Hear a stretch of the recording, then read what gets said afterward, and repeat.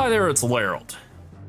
With patch 10.1.5 buffing Bear Druid all the way to the moon and making it the most popular it's been since Legion, I thought now would be a good time to revisit my Mage Tower guide that I'd made for Bear Druid earlier in the expansion when, frankly, it wasn't nearly as popular, it wasn't nearly as strong. The talents have changed since then, so obviously I should do an updated talent layout for that, and might as well just do a whole updated video again. I've already run through the Mage Tower a couple of times now, killed it twice in 3 pulls. The second pull I refreshed buff on the first boss, and I think I had like 2,000 health or something and just got one banged by his mechanic. It's my fault for not using any cooldowns to live that, or, frankly, just for refreshing the buff too quickly. But basically the principles of this fight haven't really changed. I think it's just frankly gotten easier with the class getting stronger. So I have 2 talent layouts that I played with. One is this one here. This is sort of a raid single target setup that's slightly modified to account for the fact that you're not playing with other players. Like, you don't need Innervate when you have no one to cast it on.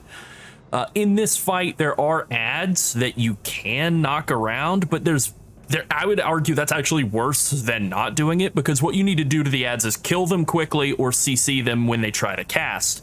And you need to actually hard CC them with Incapacitating Roar or the orbs that Velen spawns around the arena. If you just knock them around with Typhoon or Sol's Vortex or root them with Mass Entanglement or whatever, they'll sit there and cast, and they might kill one of your NPC adds and cause you to fail the challenge. So Typhoon and Ursol's Vortex are both worthless, so why waste a point on them? And so I like to take Feline Swiftness because move speed is helpful in this challenge. I like to take Heart of the Wild for more damage, Renewal, Well-Honed Instincts as a defensive cooldown. Wild Charge is very useful. There are a lot of knockbacks in this challenge, so being able to charge back onto the platform is really helpful. Over in the right-hand tree, things are pretty much a standard single-target raid setup for the most part. I have taken Thorns of Iron because that is a slight DPS increase over Berserk Persistence, but you could run Berserk Persistence. It'll make you a little tankier. But really, the point of this challenge is to kill one boss and then a second boss as quickly as you possibly can. And that's the key takeaway from this challenge. You have to live to the end. Technically, you don't. I think I did kill it one of my first handful of times where I killed the final guy and died like right at the same time and got success because none of the NPCs died and all the enemies I was trying to kill died. But generally speaking, you do need to live to the end, but it's really not that difficult on a Bear Druid. As long as you use Bark Skin at the right times, you use Frenzied Regen whenever your health drops low, and you don't screw up the stacking debuff in the first phase, it's not too bad. The main difficulty in the final phase is how much the damage ramps up as you let it go on. So if you're able to just kill the boss more quickly, that removes a lot of the difficulty. So we're taking Fury of Nature for more arcane damage, Lune's Favored for a little bit of healing, but mainly just more arcane damage, Moonless Knight for more arcane damage, Galactic Guardian for more arcane damage, and then we have the standard paired set of talents here, Rend and Tear and Flash and Claws, and maintaining those thrash stacks on the first boss when you're having to dip in and out of melee range is really important. Like, ideally the last GCD melee attack skill anyway that you throw onto whatever his name, Inquisitor something Varus. Inquisitor Varus is a thrash. You're walking out of melee range and hitting him with a thrash, and then as soon as the debuff falls off, you're walking back into melee range and refreshing that thrash. So I will jump into another one and narrate as I'm going along. I like to start out by popping all of my cooldowns right on the pull and basically blasting them as hard as I can, getting up to somewhere between 5 and 7 stacks, going out, resetting, getting back into melee, dealing with adds while I'm out of melee range, and then as soon as I can, getting back into melee range, burning him down to about, until I hit about 5 stacks or so again, and rinse and repeat until I finish that first phase. Then the second phase, you pick up Cruel, you just try to DPS him as hard as you can. When he casts Annihilate, you want to either have some sort of defensive cooldown up, Bark Skin, or you can hit him with a Tooth and Claw proc, a Tooth and Claw Mangle proc right before he casts Annihilate for the first couple of them. Once you get past 2 stacks of Annihilate, so we're talking the third cast or so, you want to have Survival instincts up for that, probably. If you don't have a cooldown up, you can jump into one of Velen's orbs, and that will CC him for several seconds. That'll give you a little bit of time to frenzied regen yourself back to full health. That's always important for the Annihilates. You know, if you're at full health and it's the first one of the fight and you have Tooth and Claw up and a couple Iron First stacks, that's actually good enough. You can hit frenzied regen as soon as he does the big tank slam on you, you're good to go. I did play around with an alternate spec setup based more on the Mythic Plus one, the standard Mythic Plus one. It looked basically more or less like this. I think I dropped Fury of Nature entirely. So I went like no magic damage spells, and then normally a Mythic Plus setup would take Ursoc's Fury for shielding. I didn't feel defensively challenged, so I took Galactic Guardian for a little bit more damage, particularly in phase one where you're forced out of melee range a lot. It's nice to have some extra Moonfire damage.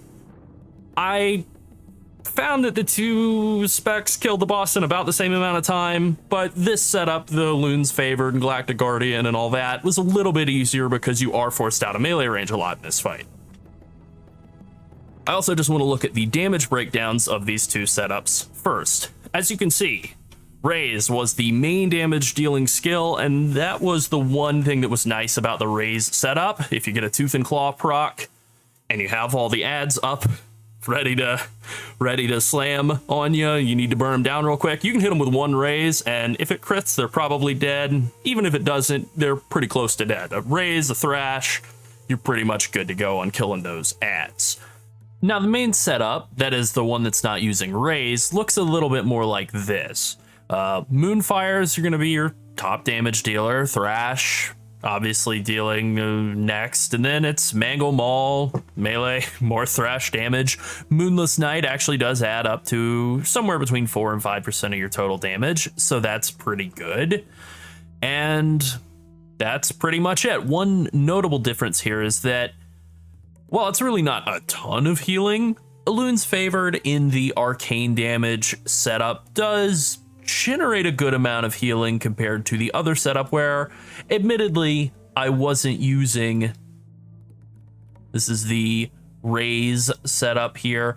Admittedly, I wasn't using Ursoc's Fury. If I had been instead of Galactic Guardian for that added damage, I probably would have gotten even more defensive value, even more shielding out of running Ursoc's Fury than I did out of a Loons Favored, but again, we're kind of splitting hairs there, and really the point of this is to maximize damage, so I kind of prefer this magic damage-oriented side. Certainly better for phase one, which I think kind of is the linchpin of the whole fight, really, but just better for damage overall, so, you know, that's the key here.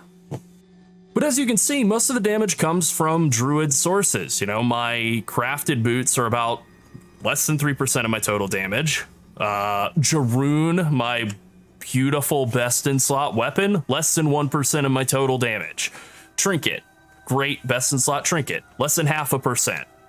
You know, these things are scaled way down, so the specifics of your gear I don't really think matter that much, and I think there's a lot that I could do to optimize this gear to be way better for this time walking scaled event, like going up and picking up some old trinkets that are a little overtuned, maybe some of the stat trinkets from world bosses like Legion's own, we'll pull them up here, Broken Isles, Withered Gem. This trinket right here, Unstable Arcano Crystal. It has all 4 secondary stats on it, and when it gets scaled down, it just gives you like the same stat budget as 2 trinkets combined. And then similarly, in Warlords of Draenor, the outdoor boss, Supreme Lord Kazak. Okay, well, it's not showing his, there we go. He's a heroic outdoor boss, I guess. Chip Soul Prism, same sort of approach. He just has this massively overvalued trinket due to the weird nature of time walking scaling. So trinkets like this, there are some other different trinkets out there in the world that are really useful. I think there are some old potions. I didn't even bother with consumables, to be honest. But that is something you can do that'll certainly be helpful. You know, using damage dealing potions, using drums to give yourself a lust. These are all things you can do to really like decrease the difficulty of this challenge. I'm just using, you know, basic versatility flask, primary stat food. Wow, 7 agility. A howling rune for a little bit of haste. Whatevs. Now, the main thing here is I just want to get as much damage into Varus as I possibly can at the start of this fight, and that means popping all my cooldowns at once, even resisting the urge to